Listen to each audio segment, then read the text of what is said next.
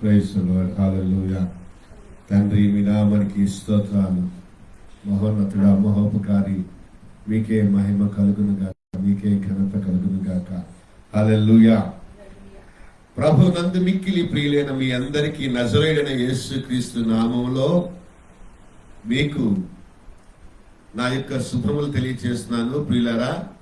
అలాగనే మరి దేవుడు తన సందేశాన్ని మనందరికీ చేర్చాలని ఎంతో ఆశతో తన ఆత్మ ప్రేరేపణతో ముందుకు నన్ను నడిపించినందుకు దేవునికి మహిమ చెల్లిస్తున్నాను.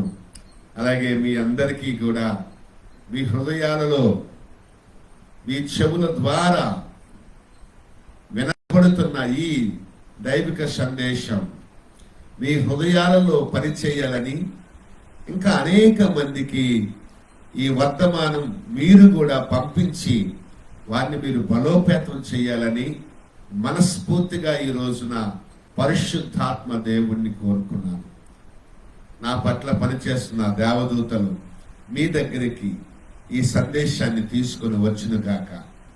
మిమ్మల్ని ఒక దేవదూతలాగా దేవుడు వాడుకొని ఈ దైవిక సందేశాన్ని ఇతరులకు ఆశీర్వాదకరంగా ఉన్నట్లు వారితో కూడా మీరు దేవదూతలాగా ఈ సందేశాన్ని వారికి కూడా పంపించుదురు గాక, అందించుదురు గాక, షేర్ చేయుదురు గాక.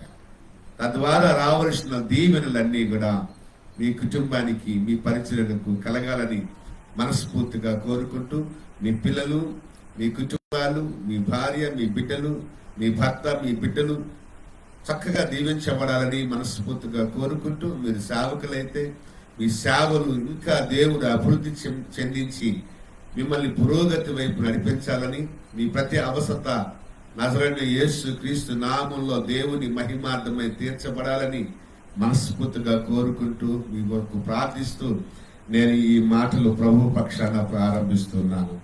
పరిశుద్ధ గ్రంథమైన బైబిల్లో నుండి 123వ కీర్తన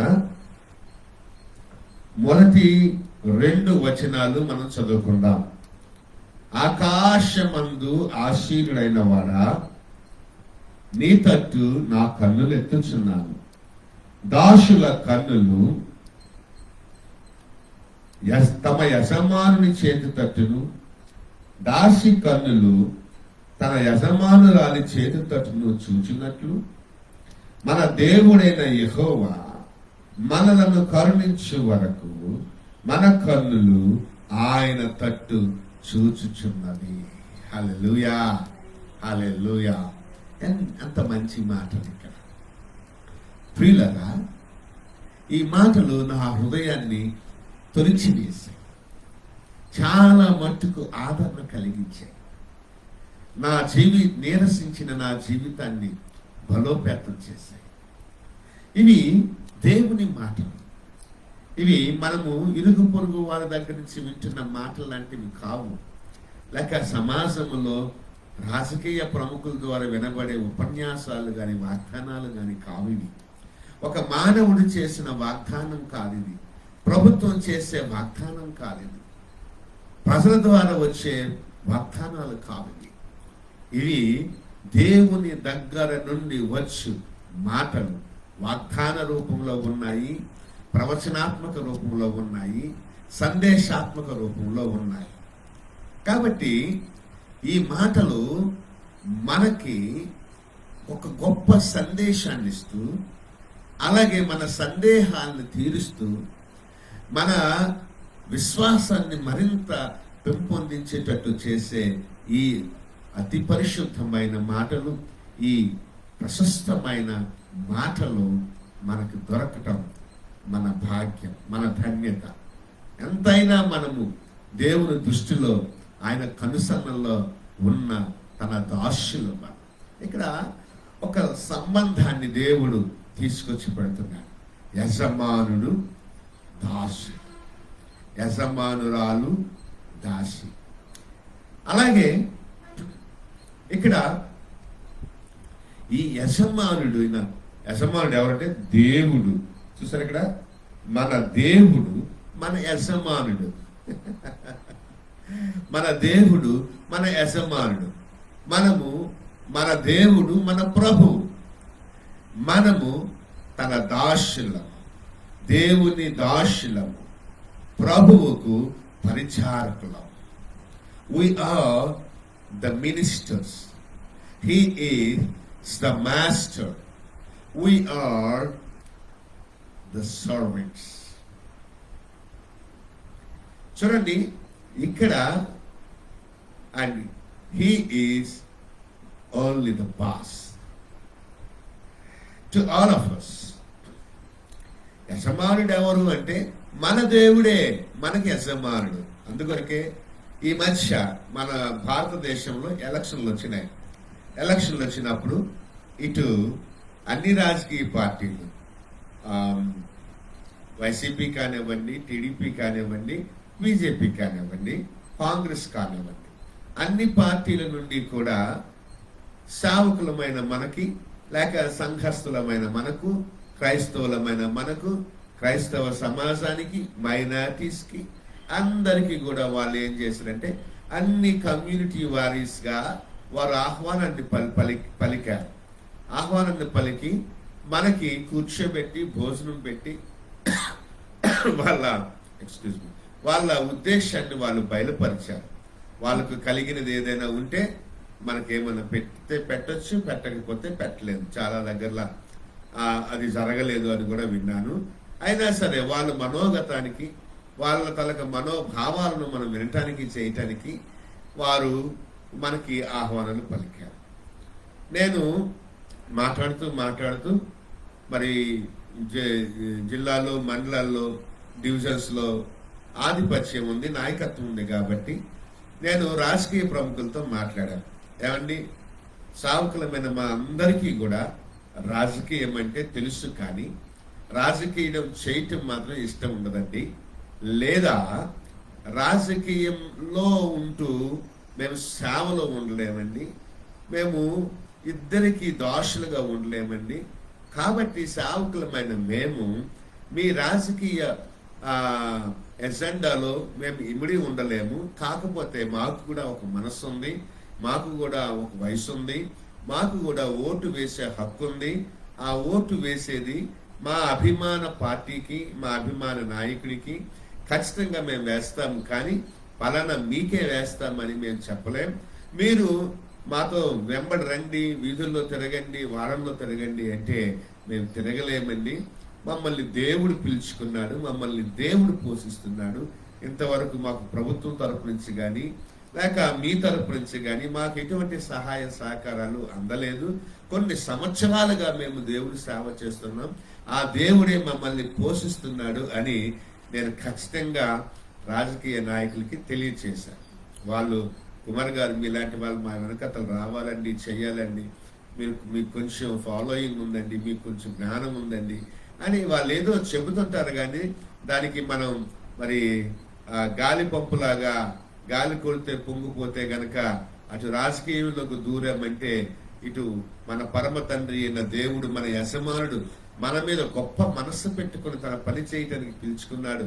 ఒక దర్శనం ఇచ్చాడు, ఒక పిలిపిచ్చాడు, ఒక పని ఇచ్చాడు. కాబట్టి వాటికి నేను అన్యాయం చేసిన వాడిని అవుతానండి. దయచేసి నేను రాజకీయాల్లోకి రాలేనండి. కాకపోతే మీ కొరకు మేమందరం కూడా ప్రార్థన చేయగలుగుతాం. మా వంతు సహకారం ఎప్పుడైనా ఏ విధంగానైనా మీకు ఉంటుంది. కానీ వీధుల్లోకి వచ్చి నిల్చొని మీ పక్కన, మీ పక్షాన మేము ప్రచారం చేయటం కష్టమండి అని చెప్పడం జరిగింది. ఎందుకు అంటే ప్రియులారా, మనం గుర్తుపెట్టుకోవాలి, మన యజమానుడు ఎవరో మనం గుర్తుపెట్టుకోవాలి. మనం ఎవరికి దాసులమై ఉన్నామో మనం గుర్తుపెట్టుకోవాలి. ఇది చాలా, ఎందుకు అంటే పనివాడు జీతానికి పాత్రుడు అని పరిశుద్ధ గ్రంథమైన బైబిల్లో చెప్పబడింది. పనివాడు జీతానికి పాత్రుడు. మనం పని చేస్తే యజమానుడు మనకి జీతం ఇస్తాడు. ఈ యజమానుడు ఎవరు అంటే మనము ఈ సృష్టికర్త అయిన దేవుని యందు చేయబడ్డాం. యేసుక్రీస్తు ప్రభువునందు చేయబడ్డాం. యేసుక్రీస్తు పోలికగా చేయబడ్డాం. యేసుక్రీస్తు సారూప్యంలో చేయబడ్డాం. యేసుక్రీస్తు చేతితో చేయబడ్డాం. యేసుక్రీస్తు వలన ఈ సృష్టి జరిగింది. యేసుక్రీస్తు వలన ఈ సృష్టి జరిగింది. యేసుక్రీస్తు కొరకు ఈ సృష్టి చేయబడింది. యేసుక్రీస్తు నందు ఈ సృష్టి చేయబడింది. ఆయన మనల్ని పిలుచుకున్నాడు. ఆయన మనల్ని ఏర్పరచుకున్నాడు. ఇది ఖచ్చితమైన సంగతి. ఆయనే మనకి ప్రభువు తప్ప మేము ఇంకొకరికి దాసులు కాలేమని, కాకపోతే స్నేహపూర్వకంగా ఉండగలము అని ఖచ్చితంగా చెప్పగలిగాం.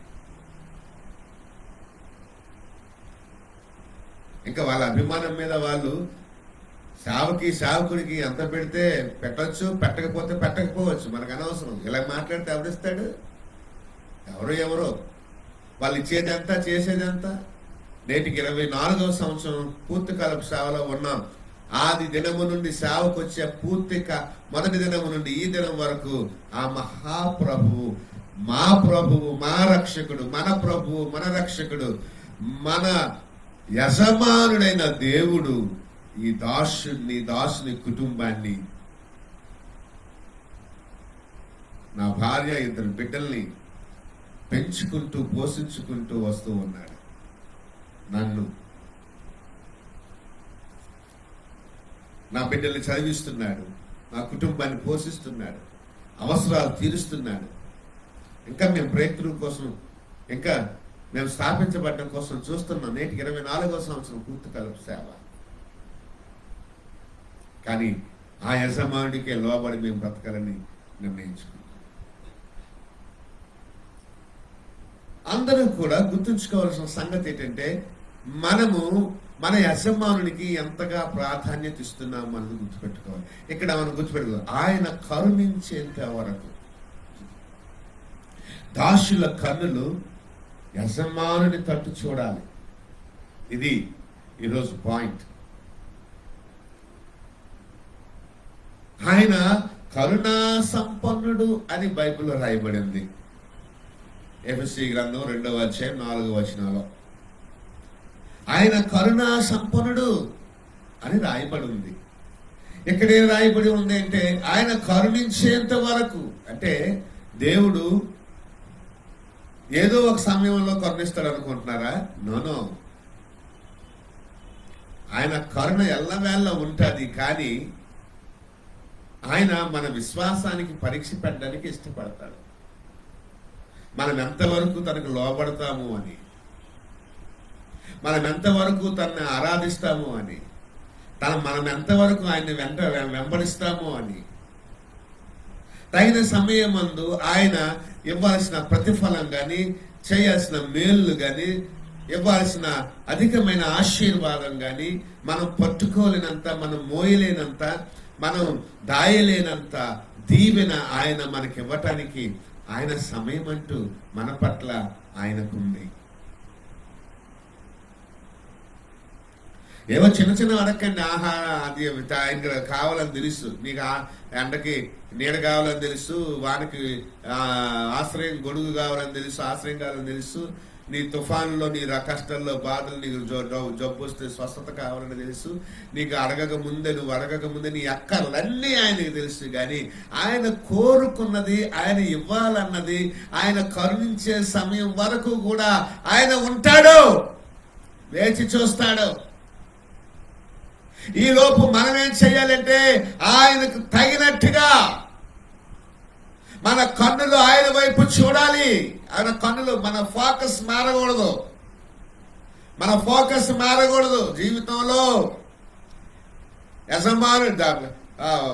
భార్య భర్తల ఫోకస్, బిడ్డల ఫోకస్ దేవుడు వైపు ఉండాలి, యజమానుడి వైపు ఉండాలి. దేవుడు కరుణించేంత వరకు మన కన్నులు యజమానుడి వైపే ఉండాలి. మన కన్నులు యజమానుడి వైపే ఉండాలి. హల్లెలూయా, హల్లెలూయా. ఎందుకంటే ఈ యజమానుడు మొదటగా మనల్ని పిలుచుకున్నాడు. హల్లెలూయా. యజమానుడు ఏం చేశాడు? మనకి పిలుచుకున్నాడు. ఆ విషయాన్ని మనం ఒకసారి చూద్దాం. 1 కొరింథీ పత్రిక 1వ అధ్యాయము, 1 కొరింథీ పత్రిక 1వ అధ్యాయంలో కొన్ని మాటలు మనం చదువుకుందాం ప్రియులారా. I think where was it? Right. 26వ వచనం నుండి మనం చదువుకుందాం. సహోదరులారా, మిమ్మును పిలిచిన పిలుపుని చూడుడి. మిమ్మును పిలిచిన పిలుపును చూడుడి. మీలో లోకరీతిని జ్ఞానులైనను కనులైనను గొప్ప వంశము వారినైనను అనేకులు పిలువబడలేదు. ఈ రోజున దేశాల్లో కులము మతము అనేటటువంటివి విచ్చల విడిగా ఏలుబడి చేస్తున్నాయి.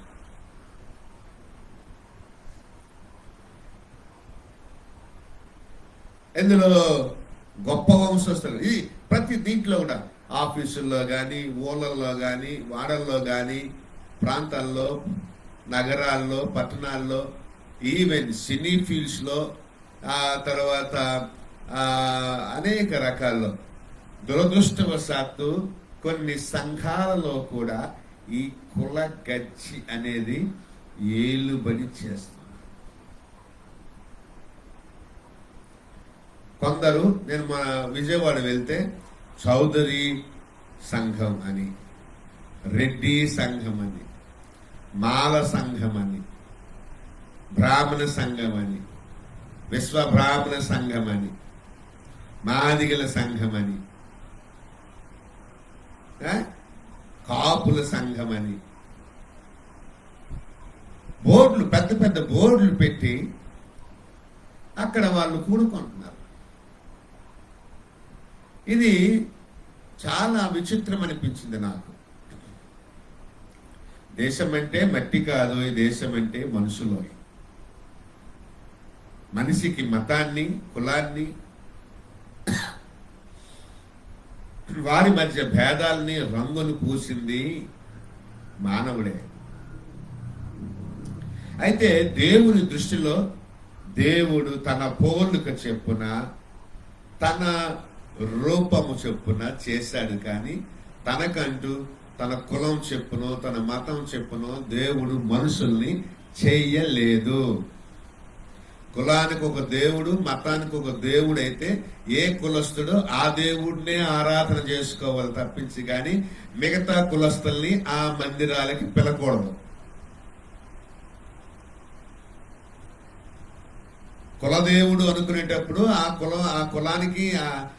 కులానికి సంబంధించిన ఆ గుడి కట్టుకొని ఆ కులస్తులే అందులో పూజలు చేసుకోవాలి తప్ప మిగతా కులస్తుల్ని ఆ గుడికి పిలవకూడదు. మా కులం దేవుడి దగ్గరికి మీ కులస్తులు రాకూడదయ్యా అని చెప్పాలి. ఉదాహరణకి కాపులకు ఒక దేవుడు ఉన్నాడు అనుకోండి, కంసాలకు ఒక దేవుడు ఉన్నాడు అనుకోండి, హరిజనులకు ఒక దేవుడు ఉన్నాడు అనుకోండి, బ్రాహ్మణులకు ఒక దేవుడు ఉన్నాడు అనుకోండి, తెలగా వారికి ఒక దేవుడు ఉన్నాడు అనుకోండి, ఆ కులస్తులు ఆ దేవుడినే పూజలు చేసుకోవాలి. ఈ కులం దేవుడిని ఆ కులం దేవుడిని కలిపేయకూడదు. కానీ ఊర్లో గుళ్ళు ఉంటాయి, ఆ గుడి దగ్గరికి అన్ని కులాలు రావాలంట. మళ్ళా చూస్తే కులాలు వేరే, మతాలు వేరే. గుడిలో దేవుడు మాత్రం అన్ని కులాలకు ఒకడే అవుతాడు, బయట మాత్రం కులాలు మాత్రం వేరుగా ఉంటాయి. ఇక్కడే పోయింది దైవత్వం, భక్తి అంతా కూడా అక్కడే పోయింది. కాబట్టి మానవుడు జ్ఞానం తెచ్చుకోవాలి. దేవుడు గొప్ప వంశస్థుల్ని పిల్లలేదు. లేదా నువ్వు ఎంబీబీఎస్ చేసావా, ఎండి చేసావా, ఎంఎస్ చేసావా, లేకపోతే ఆక్స్ఫర్డ్ యూనివర్సిటీలో గొప్ప డాక్టరేట్ తీసుకున్నావా, లేకపోతే నీకు ఒక 100 ఎకరాలు ఉన్నాయా, 1000 ఎకరాలు ఉన్నాయా, నువ్వు ఎంకామ్ చేసావా, ఎంఎస్సి చేసావా, లేకపోతే ఎంబీఏ చేసావా, ఎంసీఏ చేసావా, ఎంటెక్ చేసావా, ఇలాంటి క్వాలిఫికేషన్స్ ప్రకారం కూడా దేవుడు పిలవలేదు. నీ దగ్గర క్యాస్ట్ లేదు, క్యాస్ట్ లేదు, క్యారెక్టర్ లేదు, అదే చెప్తున్నాను, జ్ఞానులైనను గనులైనను వాళ్ళు ఏదో క్యారెక్టర్ ఉన్నట్టుగా బిల్డప్స్ ఇస్తారు. మేడి పండు చూడు మేలిమై నుండు, పొట్ట విప్పి చూడు పురుగులుండు. మేడి పండు చూడు మేలిమై ఉంటుందంట, నీట్గా వెరీ క్లియర్గా, అవుట్ సైడ్ అంతా కూడా ఎర్రగా ఉంటుంది, తెల్లగా ఉంటుంది, రంగుతో ఉంటుంది, రూపుతో ఉంటుంది, చాలా బాగుంటుంది బయటికి మేడి పండు. మేలిమై ఉంటుంది, మంచిదై ఉంటుంది, బయటికి బాగా కనబడుతుంది. కానీ పొట్ట విప్పి చూడు, దాని పొట్టలో పురుగులుండు. అంటే లోపల ఉన్నదంతా కూడా పురుగులు పురుగులు పురుగులు, కంపు కంపు కంపు కంపు.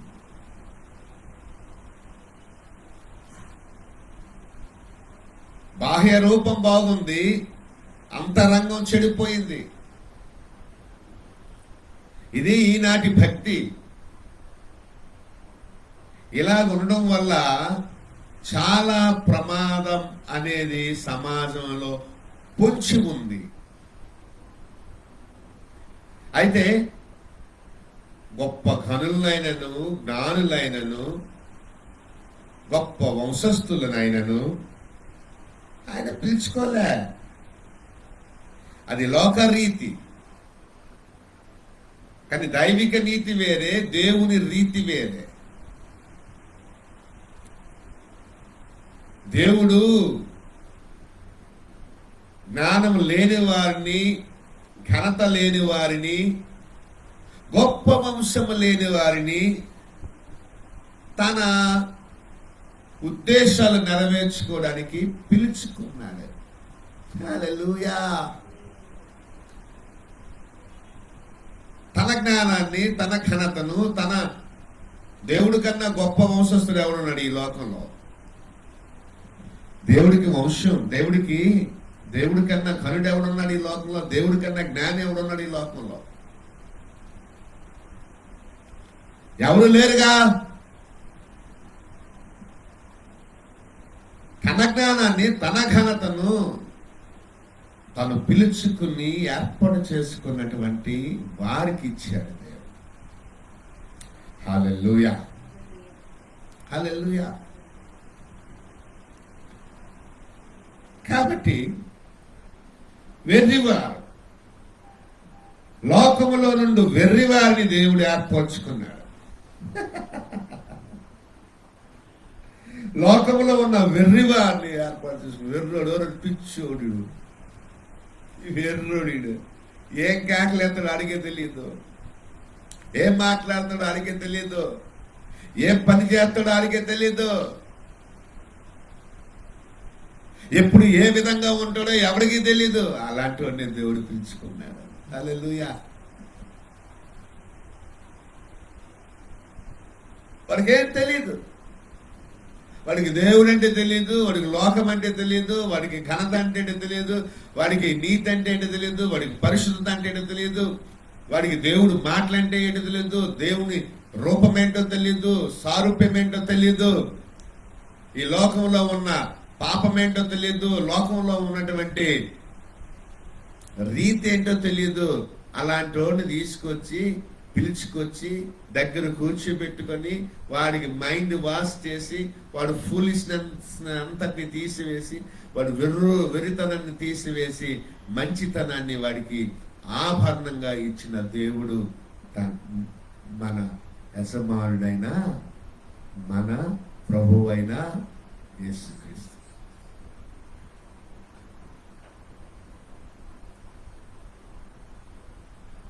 హల్లెలూయా, హల్లెలూయా. లోకమునందు వెర్రివారిని, లోకమందు వెర్రివాడిని, వెర్రోడి దగ్గర సంపద ఉండదు, పిచ్చోడు, రోడ్ల మీద తిరుగుతానే ఉంటాడు వాడు, పిచ్చాడు, కాకలేస్తానే ఉంటాడు, ఊరకనే కాకలేస్తాడు, పిచ్చాడు అనేక రీతులుగా అనేక విధాలుగా ప్రవర్తిస్తుంటారు. వాడినే దేవుడు పిలుచుకొని ఏర్పరచుకున్నాడు. దేవునికి మహిమ కలుగును గాక. ఈ పిచ్చోడిని పిలుచుకున్న దేవుడు ఈ పిచ్చోడికి ఒక పని ఇచ్చాడు. నువ్వు ఏ పని చేస్తే ఆ పని ఇప్పుడు చేయకూడదు,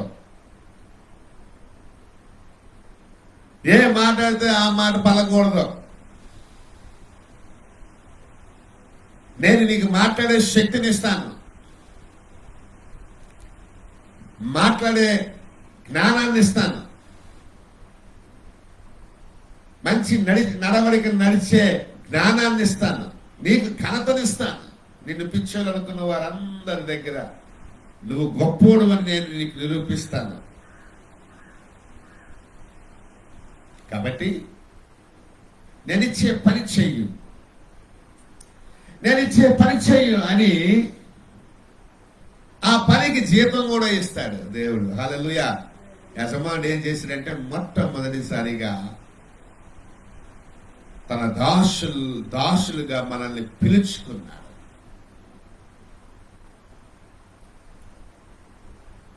పిలుచుకొని తన్ని వెంబడించమని చెప్పారు కదా.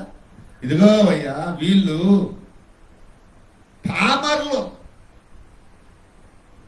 కానీ వారు ప్రభువుతో ఉన్నవారిని గుర్తెరిగి వారి యొక్క, అంటే పామర్లు అంటే ఏంటి? పిచ్చోలు, పామరులు. ఇదిగో పాపుల్ని పిలవవచ్చింది కానీ పరిశుద్ధుల్ని పిలవలేదు. Right down this one. పిచ్చోల్ని, పాపుల్ని, వెర్రోల్ని, అంటే పిచ్చి వాళ్ళని, పాపులను, అలాగే ఇంకేదో చెప్పాను, పిలిచి దేవుడు ఏం చేశాడు? పిలిచాడు. అయితే ప్రియులారా, పామర్లు రైట్ డౌన్ దిస్. పామర్లు, పిచ్చోలు, పాపులు.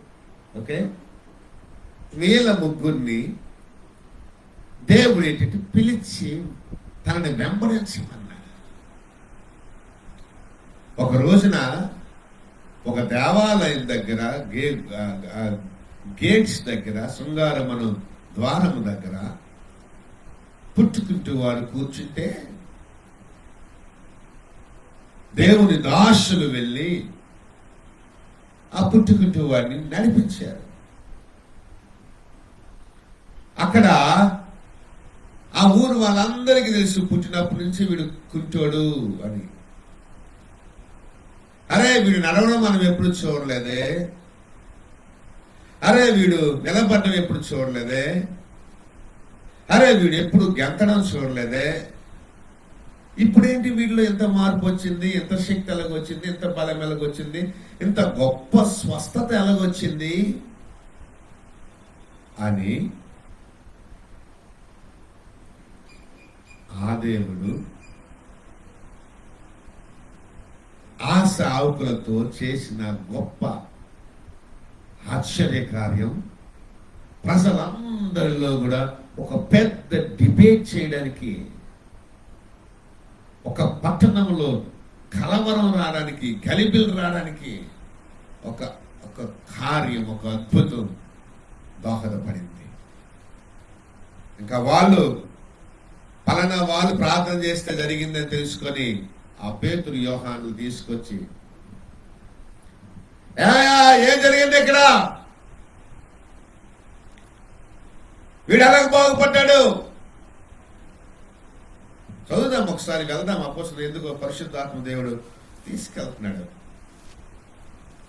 అపోస్తలుల కార్యం 4వ అధ్యాయం అనుకుంటా, అపోస్తలులు 7వ వచనం. ఏ బలము చేత, ఏ నామమును బట్టి దీనిని చేసిద్రని అడుగుగా అక్కడ చెప్పాడు, రే బాబు నాయన మీరు చంపేశారా, నిందారహితుడైన పరిశుద్ధుడైన ప్రభువు ఆయన, దేవుని కుమారుడైన దేవుడైన మీరు పాతి పెట్టేశారే, చంపేశారే, బల్లెలతో పొడిచారే, ముళ్ళ కిరీటం పెట్టారే, పిడుగుద్దులు గుద్దారే, ఉమ్ములేశారే, అవమానించారే, అవగాహన లేమితో అజ్ఞానముతో మీ మూఢత్వంతో ఆయన్ని చంపేశారే. కానీ ఆయన తిరిగి 3వ దినాన లేచాడు, సజీవుడు అనిపించుకున్నాడు, దేవుడని నిరూపించుకున్నాడే. ఆయన నామములోనే రా బాబు మేము చేసింది. మాకే శక్తి ఉందరా, మాకే బలం ఉందరా, మా బలం ఏముంది, మా శక్తి ఏముంది. మేము గొప్పవారం కాదు, మేము కనులం కాదు, మేము జ్ఞానులం కాదు, కానీ మా దగ్గర ఉన్న నామం గొప్పది. మమ్మల్ని పిలుచుకున్నవాడు గొప్పవాడు, మమ్మల్ని ఏర్పరచుకున్నవాడు గొప్పవాడు, మాకు శక్తినిచ్చిన దేవుడు గొప్పవాడు. శక్తి కలిగిన నామము యేసు నామమే తప్ప, నజరైన యేసు నామంలో విని లెగమన్నమే తప్ప మా నామాన్ని గాని మా బలాన్ని గాని మేము ఉపయోగించలేదు. మాకు కలిగిన బలం ఏంటంటే నజరైన యేసు క్రీస్తు ప్రభు అనే నామములో కలిగిన బలమే వీడిని నిల్చోబెట్టింది, వీడిని నడవగలిగేటట్టు చేసింది, వీడిని గంతులు వేసేటట్టు చేసింది, వీరిని సంపూర్ణముగా స్వస్థపరిచింది అని వాళ్ళతో మాట్లాడుతుంటే అప్పుడు వాళ్ళందరూ వారు పేతురు యోహానుల ధైర్యమును చూచినప్పుడు వారు విచ్చలేని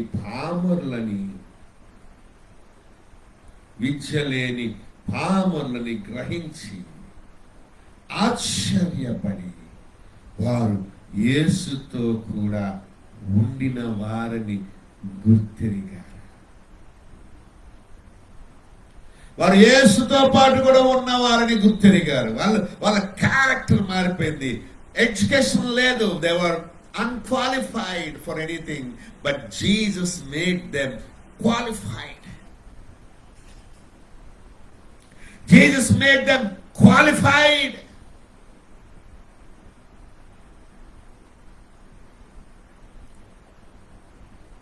Hallelujah. అర్హత లేదు, విద్య లేదు. ఇప్పుడు ఏదైనా ఉద్యోగానికి వెళ్ళాలంటే ఎంటెక్ చేశారా, పర్సంటేజ్ అంతా 90 వచ్చిందా, 95 వచ్చిందా, ఏ గ్రేడా, బి గ్రేడా, ఏ ప్లస్సా, ఏ డబుల్ ప్లస్సా, ఏంటి అని పర్సంటేజ్లు చూస్తున్నారు, ఎడ్యుకేషన్ క్వాలిఫికేషన్ చూస్తున్నారు. స్పోర్ట్స్ లో ఏమైనా ఉందా, స్కౌట్ ఏమైనా ఉందా, స్కౌట్ ఉన్నా, స్పోర్ట్స్ కోటాస్ ఉన్నా ఎడ్యుకేషన్ జాబ్కి ఎక్స్ట్రాగా హెల్ప్ చేస్తాయి. అందుకోసమే పిల్లల్ని ఆట కూడా వదలాలి. చదువులకు మాత్రమే కాకుండా ఆట కూడా ఆడిపిస్తూ ఉండాలి. ఆరోగ్యం ఉంటుంది, దాంట్లో పరిణతి ఉంటుంది. వాళ్ళు ఆడగలిగే ఆటలు ఒకే ఆట కాకుండా 1, 2, 3 ఆటలు జాగ్రత్తగా ఆడగలిగితే దాంట్లో ప్రావీణ్యత కలిగి ఉంటే కనుక, క్రికెట్ అనుకోండి, అది టీం అంతటికి కలిపి సర్టిఫికేట్ వస్తుంది. టీం అంతా గెలిస్తేనే వాడికి బహుమతి. కానీ ఒక కబడ్డీ కానీ, ఒక హాకీ కానీ, ఒక క్రికెట్ కానీ టీం అంతటికి కలిపి వస్తుంది. అదే ఒక జావలిన్ త్రో కానీ, ఒక బాక్సింగ్ కానీ, లేకపోతే ఒక వెయిట్ లిఫ్టింగ్ కానీ, రన్నింగ్ కానీ, ఇలాంటివన్నీ కూడా సింగిల్గా టాలెంటెడ్ అనమాట. సింగిల్ టాలెంటెడ్ గేమ్స్లో సర్టిఫికేట్స్ ఉంటాయి. స్విమ్మింగ్ కానీ ఇలాంటివన్నీ ఉంటే కనుక వాడికి ఎక్స్ట్రా క్వాలిఫికేషన్ కింద వాడు ఇందులో అనుభవం ఉంది, వీడు దీనికి యోగ్యుడు అని చెప్పేసి వాడికి ఉద్యోగంలో ఒక అర్హత కలుగుతుంది. కానీ వీళ్ళు చూస్తే తెల్లవారికి ముందు లేచి ఆ వల పట్టుకొని వేటకెళ్ళే పామరులు, విద్య లేని పామరులు, విద్య లేని పామరులు. కానీ వాళ్ళ ధైర్యాన్ని, వాళ్ళ తెగింపుని, వాళ్ళు మాట్లాడే విధం చూస్తుంటే యెరూషలేములో ఉన్న దేశంలో ఉన్న నాయకులు, అధిపతులు, అధికారులు, మత పెద్దలు అందరూ కూడా ఆశ్చర్యపోయారు, ఒకంత వణికిపోయారు. తెలుసా మీకు ఆ సంగతి? Holy Spirit, thank you, Lord. Thank you, Jesus. Thank you, Holy Spirit, for your revelation. వారు యేసుతో కూడా ఉన్నవారు. వారు యేసుతో కూడా ఉన్నవారు.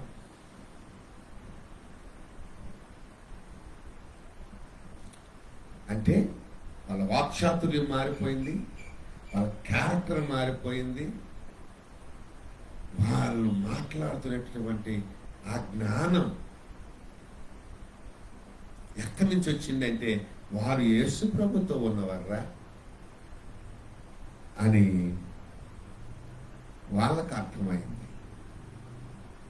కాబట్టి ప్రియులారా, నేనేం చెప్తున్నానంటే, వెంబడించండి అని పిలుచుకున్న దేవుడు, తన ఉద్దేశాలను నెరవేర్చుకోవడానికి ఏర్పరచుకున్న దేవుడు విచ్చలేని మనల్ని పిలుచుకున్నాడు. గొప్ప వంశం లేని మనల్ని పిలుచుకున్నాడు. అలాగే ఘనత లేని మనల్ని పిలుచుకున్నాడు. అలాగే జ్ఞానం లేని మనల్ని పిలుచుకున్నాడు, ఏర్పరచుకున్నాడు. ఈ లోకంలో వెర్రి వాళ్ళని పిలుచుకున్నాడు, పిచ్చోళ్ళని పిలుచుకున్నాడు.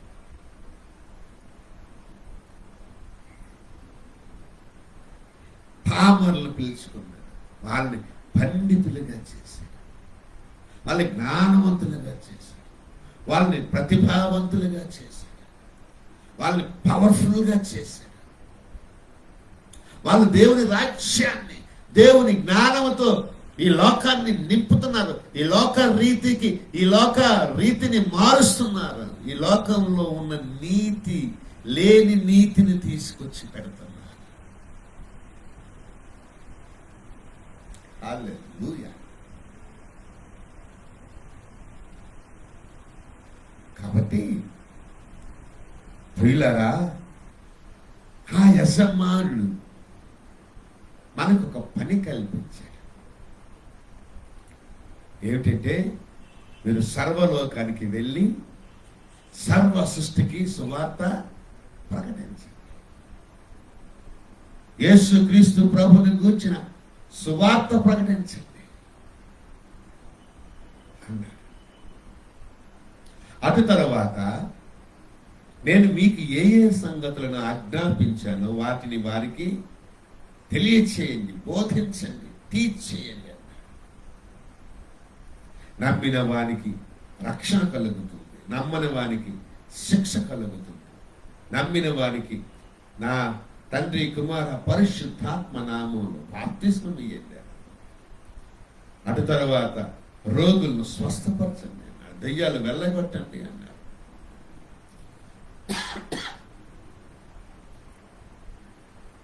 ఇలాంటి పని కల్పించాడు మనకి. ఉద్యోగాలు లేని మనకి, విద్య లేని మనకి, అర్హత లేని మనకి, జ్ఞానం లేని మనకి, వంశం లేని మనకి, ఘనత లేని మనకి, సాక్షాత్తు ఆ దేవుడు చేయాల్సిన పనే మనకి చేయడానికి ఇచ్చాడు. ఆ దేవుడు చేసిన పనే మనల్ని చేయమని ఇచ్చాడు. అందుకోసమే దేవుని సేవ అన్ని విషయాలలో కూడా గొప్పది.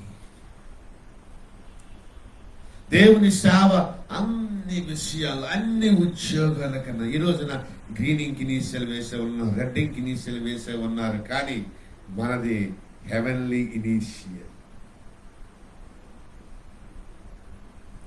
ఒక మండలానికి మండలం తరపున ఒక గ్రీనింగ్ ఇనీషియల్లో రెడ్డింగ్ ఇనీషియల్లో వాడుతున్నావు. నువ్వు ప్రభుత్వం తరపున ఆ ముద్ర నీకు వచ్చింది, అధికారం నీకు వచ్చింది. కానీ పరలోకపు ప్రభుత్వం తరపున మనకి ఆ పని పరలోకపు ప్రభు తరపున మనకు ఆ పని కలిగింది. ఆయనకి పరలోకంలో సర్వాధికారం ఇవ్వబడింది, భూమి యందు కూడా సర్వాధికారము ఇవ్వబడింది. ఆయన ఇక్కడ ప్రభువే, ఆయన అక్కడ కూడా ప్రభువే. ఆయన అక్కడ యజమానుడే, ఇక్కడ కూడా దాసుని రూపము దాల్చిన యజమానుడిగా బ్రతికాడు, పరిశుద్ధుడిగా బ్రతికాడు, ప్రభువుగా నిరూపించుకున్నాడు, పరిచారకుడయ్యాడు. కానీ ప్రభువే, యజమానుడే. ఆయన మనకి పని కల్పించాడు. అయితే మనం ఏం చేయాలి? అపోస్తలుడైన పౌలు గారు ఎఫెసీ సంఘానికి చెబుతూ, క్రీస్తు మనకు శిరస్సు అయి ఉన్నాడు కాబట్టి, ఆయనే హెడ్ కాబట్టి, ఆయనే ప్రధానమైన ప్రభు కాబట్టి, ఆయనే యజమానుడు కాబట్టి ఆయనకు మనము శరణ్యం అవ్వాలి, అంటే లోబడిపోవాలి. మొదటిగా ఈ యజమానుడి పట్ల దాసుడు ఏం చేయాలంటే లోబడాలి. We must surrender unto the Lord Jesus Christ.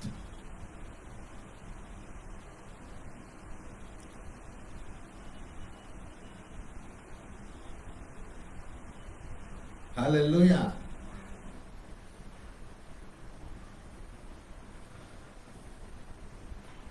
అలాగే సబ్మిట్ అవ్వాలి, అంటే సమర్పించుకోవాలి.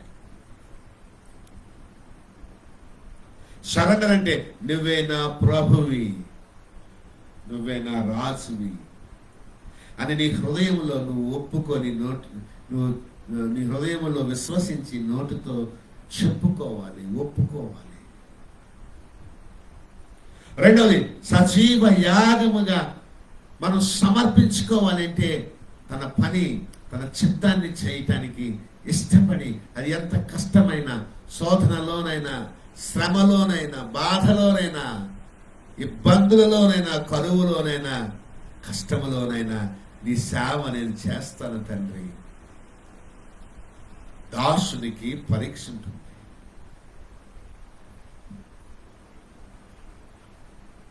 దాసునికి పరీక్ష ఉంటుంది.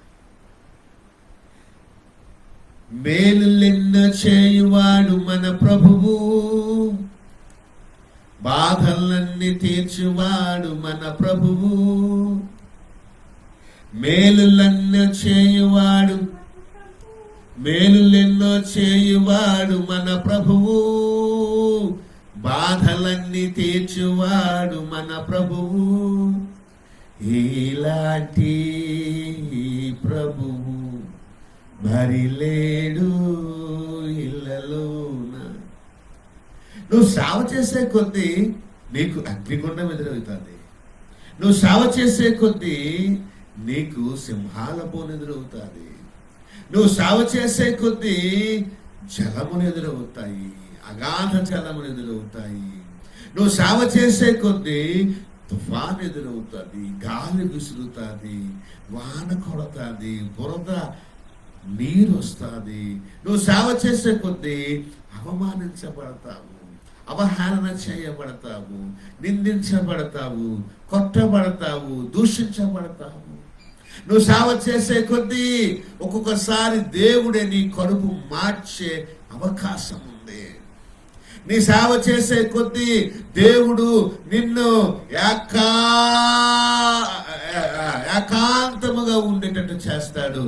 ఎవరిని సహాయం చేయనివాడు. ఎందుకంటే నువ్వు ఆయన సహాయం కొరకు ఎదురు చూడాలనే ఒక గొప్ప పరిణతి, విశ్వాసాన్ని కలిగి ఉండాలని ఆయన నిన్ను ఐసోలేట్ చేస్తాడు.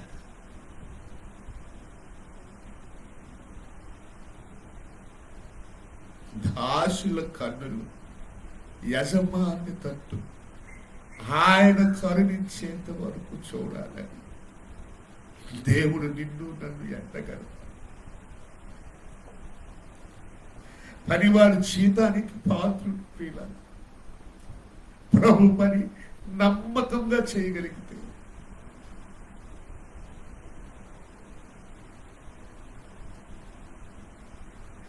నీ పనికి జీతాన్ని ఇచ్చే దేవుడు యేసు దేవుడు.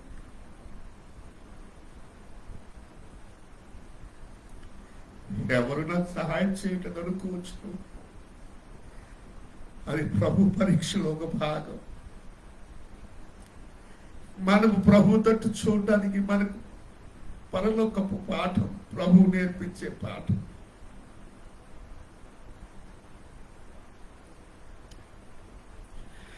ప్రియులారా, ఈ రోజున సేవలో ఎన్ని కష్టాలు అనుభవిస్తున్నావు ప్రియ సహోదరుడు, సహోదరు. సేవలో ఎన్ని అవమానాలు పొందుకుంటున్నావో, నీ సేవను పాడు చేయటానికి ఎంతమంది నీకు వ్యతిరేకంగా పనిచేస్తున్నప్పటికీ కూడా నీ యజమానుడు కరుణించి దేవుడై ఉన్నాడన్న సంగతిని మర్చిపో.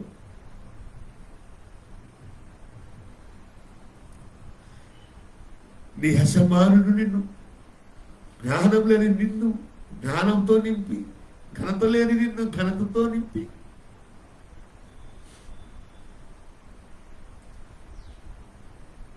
ఎంత అద్భుతంగా ఆశ్చర్యకరంగా తనని ఈ లోకం, నిన్ను నన్ను ఈ లోకంలో వాడుకుంటున్నాడో ఆ దేవుడు కరుణామయుడు, కరుణించు దేవుడు. ఆయన తట్టు మన కన్నులెత్తి చూడాలి. ఆయన కరుణించేంత వరకు కష్టాలు అనుభవించాలి.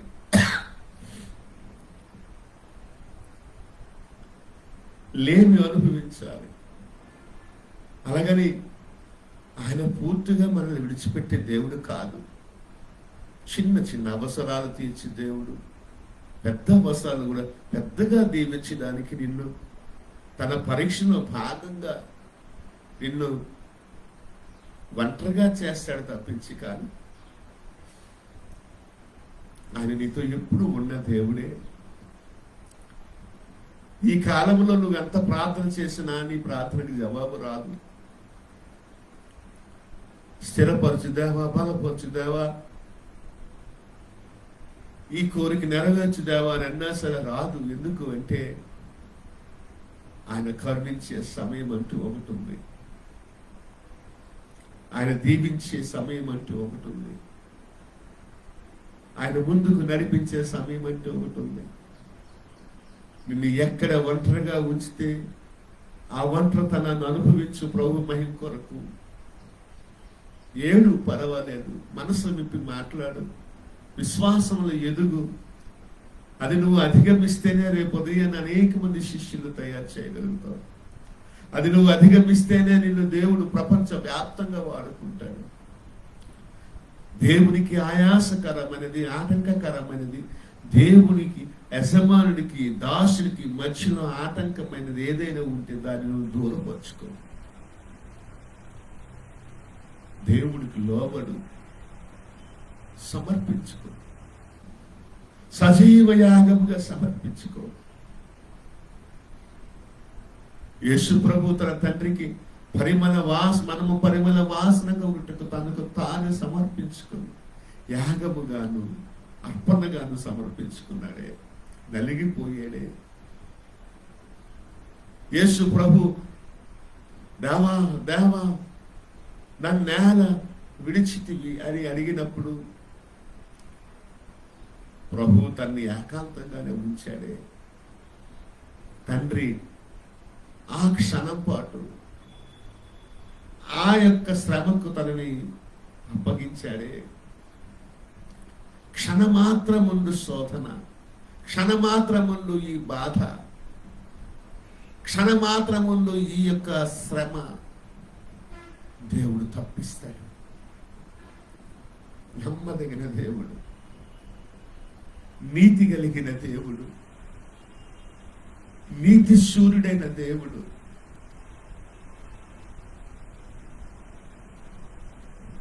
నీ పట్ల నా పట్ల అన్యాయం చేయడు ప్రియులారా. ఆయన పని గొప్పది, ఆయన పిలుపు గొప్పది, ఆయన అధికారం గొప్పది. ఈ రోజున దాసుడు ఆయన నీవు నేను ఆయనకు సంపూర్ణంగా సజీవ యాగముగా సమర్పించుకున్నామా లేదా అన్నదే ఒక గొప్ప ప్రశ్నగా మనలో ఉండాలి. మన కన్నులు ఆయన చేతి తట్టు చూస్తున్నాయా లేదా, లేక ఈ లోకంలో ధనవంతుల వైపు చూస్తున్నాయా, లేక ఈ లోకంలో అందమైన స్త్రీల వైపు చూస్తున్నాయా, లేక ఈ లోకంలో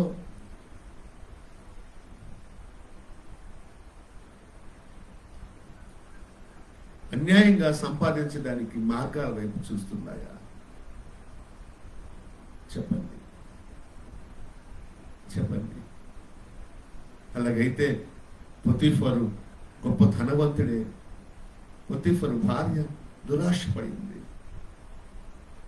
ఆ భార్యకి ఆయన లోపడిపోతే అందులో చక్కగా డబ్బులు వస్తాయని రాజీ పడిపోతే యోసేపు ఐగుప్తు దేశానికి ప్రధానమంత్రి అయ్యేవాడా? నేను నామమాత్రానికే రాజును తప్ప రాజు యోసేపే అన్నాడే. ఆ రాజు ఏదో ప్రత్యేకంగా అర్జెంట్ది ఎమర్జెన్సీది అయితే నా దగ్గరకు ఆయన తీసుకురావాలి, మిగతాదంతా అంతా ఆయన నాయకత్వంలో వెళ్ళొచ్చు అని అంత అధికారాన్ని ఇచ్చేసాడే. దేశానికి రాజుగా నిలబడ్డాడే. ఈ రోజున నన్ను దేవుడు అలాగ దేశానికి నిల్చోబెట్టాలని ఆశపడుతుంటే నీ చూపు ఈ అందమైన స్త్రీల వైపు, ధనవంతులైన స్త్రీల వైపు దాసుడు వైన నువ్వు మరల్చుకుంటే కనుక, అలాగే దాసివైన నువ్వు పలానా ఆయన పెద్ద ధనవంతుడని, బిషప్ అని, వాడి దగ్గర ఎంత ఉందని అంతుందని వాడితో నువ్వు తిరిగి చేసి ఆ కుటుంబాన్ని పాడు చేసి, ఆ సేవను పాడు చేసి, ఆ సేవకుడి యొక్క పరిశుద్ధతను పాడు చేసి దేవుని రాజ్యాన్ని కూల్చేటటువంటి చూపు నీకు ఉండకూడదు. ఒక సహోదరుడిగా చెప్తున్నాను,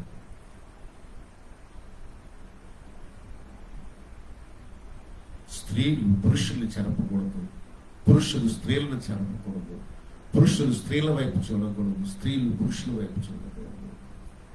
మనందరము కలిసి మన యజమానుడైన దేవుని వైపు చూడాలి. ఇంకా చెప్పుకుంటే ఎంతో కంపుంది ఇందులో, లాక్కోకూడదు, పొట్ట విప్పు చూడు పురుగులుండు అని అన్నట్టుగా పరిచర్య రేపు ఉదయాన్న మనం చేసే పరిచర్య అగ్ని పరీక్షకు లోనై ఆ అగ్నిలో నువ్వు పొట్టుతో చేసావా సేవ, కర్రతో చేసావా సేవ, లేకపోతే కడ్డీతో చేసావా సేవ, లేకపోతే బంగారంతో చేసావా సేవ, లేకపోతే యేసు ప్రభుతో చేసావా సేవ, అగ్ని పరీక్షకు నిలిచినదాయి ఆ అగ్నిలో తేలిపోతుంది. మెనే టేకెల్ ఉపారిసి అప్పుడు తలదించుకుంటా. నీ సేవ ఎలా చేయబడింది? అక్రమమైన సంపాదనతోనా, స్త్రీలతోనా, పురుషులతోనా, శరీర ఆశలతోనా, లేక ఆత్మానుసారం కాదు? తేలిపోయే రోజు ఒకటంటూ వస్తుంది. నువ్వు ప్రభువుకు లోబడి పరిశుద్ధంగా జీవించి పరిచర్య చేశావా? ప్రభువుకి సమర్పించుకొని సజీవ యాగంగా నువ్వు సాక్ష్యం కలిగి సేవ చేసావా? లేక త్యాగపూరితమైన సేవ చేసావా? దేవునికి నీకు మధ్య ఏదైనా ఆయాసకరమైనది దేవుడికి ఉంటే కనుక నీలో అది చంపుకొని చేసావా లేదా? ఈ మధ్య నేను నా భార్య కూడా నేను చెప్పలేదు, కానీ పద్దాక ఒక కళ ఒక వ్యక్తి కళ్ళలోకి వస్తుంది. నేను ఒకసారి ప్రార్థన చేశా, దేవా ఈ వ్యక్తి గనుక నీకు నాకు మధ్యలో ఆయాసకరంగా ఉంటే తీసేయి, నాకు దూరం పెట్టు.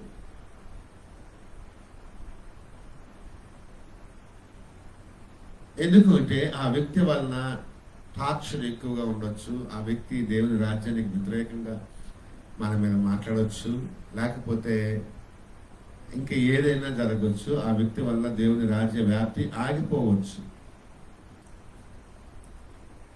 మళ్ళా అలా ప్రార్థన చేసిన 2 వారాలకి మొన్నటి దినాన మళ్ళా కళ్ళలోకి వచ్చి తనను గూర్చిన ప్రత్యక్షత నాకు కనిపిస్తూ ఉంది.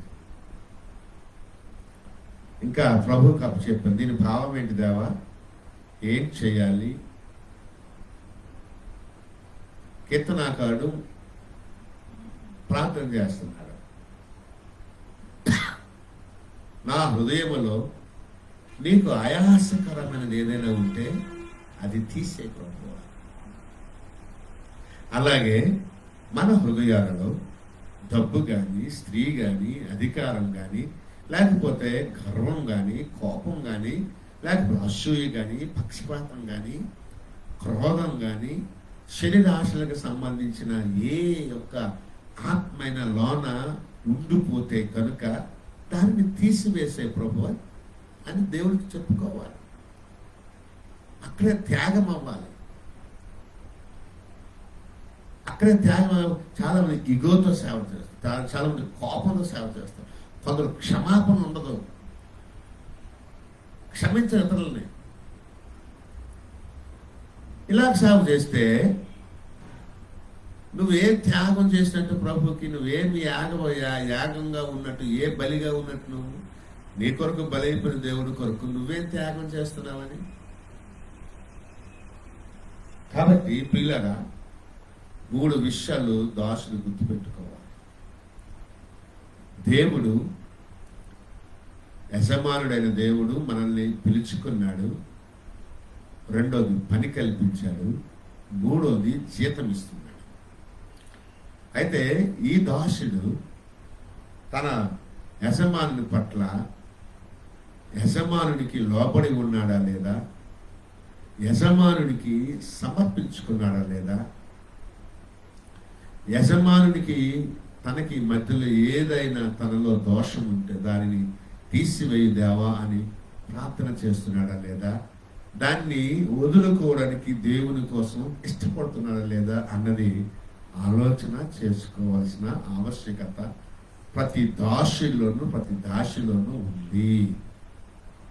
కాబట్టి పిల్లరా, దేవుడు ఉద్దేశాలు మనలో నెరవేర్చబడ్డానికి, దేవుడు పట్ల మనం దేవునికి లోబడి, దేవునికి సమర్పించుకొని, దేవుని పట్ల త్యాగభరితమైన జీవితాన్ని జీవించగలిగినప్పుడు దేవుడు సంకల్పాలన్నీ, ఉద్దేశాలన్నీ మనలో నెరవేర్చబడి, ఆయన కరుణించి, ఆయన చేయి వదిలి, ఆయన పిడికిడి వదిలి మనకి తన దీవెనలన్నీ కూడా ధారాళంగా దయచేస్తే దేవుడై ఉన్నాడని ఈ రోజున మీకు తెలియచేస్తూ, surrender, submit and sacrificial life నీలో ఉండాలని కోరుకుంటూ, ఈ నా మాటలు లేక దేవుని సందేశాన్ని తన మహిమార్థమై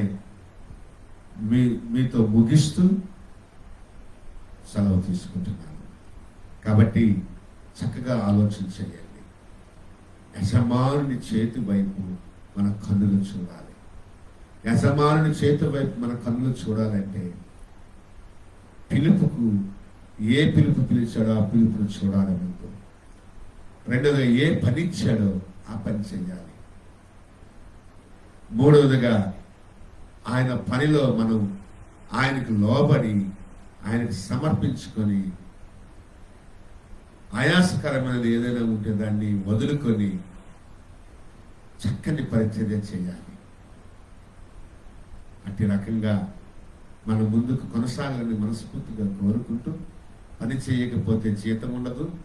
నేను చెప్తున్నాను, రోజు కనీసం 10 నిమిషాలైనా 15 నిమిషాలైనా సువార్త ప్రకటించండి, లేక వాక్యాన్ని బోధించండి. పని చేయకుండా మాత్రం ప్రభు దగ్గర ఆశించొద్దు. నువ్వెంత పని చేస్తున్నావో దేవుడికి తెలుసు. దేవుడు ఇచ్చే పనే కాబట్టి ఆ పని నువ్వు చక్కగా చేస్తున్నావు లేదా చెయ్యి. దేవుడు నీ శ్వాస నిన్ను పిలుచుకునేంత వరకు, అంటే పరలోకానికి పిలుచుకునేంత వరకు నీకు ఇవ్వబడిన పనిలో నువ్వు వెనకబడి ఉండకూడదు. నీకు ఇవ్వబడిన పని నువ్వు కంప్లీట్గా చేయగలగాలి. అట్టి కృపతో దేవుడు నిన్ను నన్ను దీవించి ఆశీర్వదించును గాక. ఆమేన్. ప్రియులారా, ఈ మాటలు మీకు నచ్చి ఉంటే గనక, మీరు మెచ్చుకునే స్థాయిలో ఉంటే గనక, మీకు ఆశీర్వాదకరమైన స్థితిలో ఉంటే గనక మా కొరకు ప్రార్థన చేయండి. ఇంకా బలమైన వర్తమానాలు దేవుడు మా ద్వారా తీసుకురావాలని ప్రార్థన చేయండి. అలాగే మీరు ఎలాగైతే ఆశీర్వదించబడ్డారో ఇతరులు ఆశీర్వదించబడ్డానికి మీరు దేవుని పక్షాన నిలబడి ఈ సందేశాన్ని ఇతరులకి మీరు షేర్ చేయవలసిందిగా కోరుకుంటూ ఈ పరిచర్య కొరకు ప్రార్థన చేయండి. ఈ పరిచర్యలో మీరు విత్తాలి అంటే కనుక మమ్మల్ని సంప్రదించండి. లేక మీకు ప్రత్యేకమైన అవసరతలు కొరకు మేము ప్రార్థన చేయాలన్నా మమ్మల్ని సంప్రదించగలరని మనస్ఫూర్తిగా కోరుకుంటూ మాటలు ముగిస్తున్నాను. అమ్మగారు మన మధ్యలో ఉన్నారు, విను గారు. వారు వచ్చి చివరి ప్రార్థన చేస్తే గనక మనం ఆశీర్వాదం తీసుకొని ఈ కార్యక్రమాన్ని ముగించుకుంటాం. God bless you.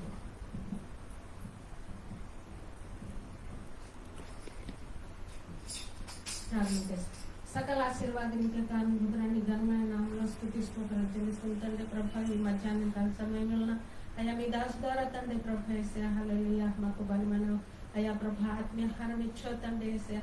మీ స్వరాన్ని ప్రభా మా అందరికి వినిపించో తండ్రి ఏసయ్యా హల్లెలూయా. మీ దాసులుగా ప్రభా మమ్మల్ని అయ్యా మీ సేవ నిమిత్తం ప్రభా ఏ అర్హత లేని వారి ప్రభా, ఏ జ్ఞానం లేని వారి ప్రభా, ఏ పరిశుద్ధత లేని వారి తండ్రి ప్రభా మీ చిత్తం జరిగించడానికి ప్రభా ఏసయ్యా ఈ కుటుంబముని ఈ సేవకున్న ప్రభా మమ్మల్ని ఏర్పాటు చేసిన విధానికి ఇస్తున్నాను తండ్రి ప్రభా. అయా ప్రభా మా శరీర ప్రాణాత్మల ప్రభా సజీవంగా ప్రభా మీ చేత సమర్పిస్తున్నాము తండ్రి ఏసయ్యా. దేవా నీ కరుణ సంపూర్ణలో తండ్రి ఏసయ్యా మమ్మల్ని కరుణించు దేవా.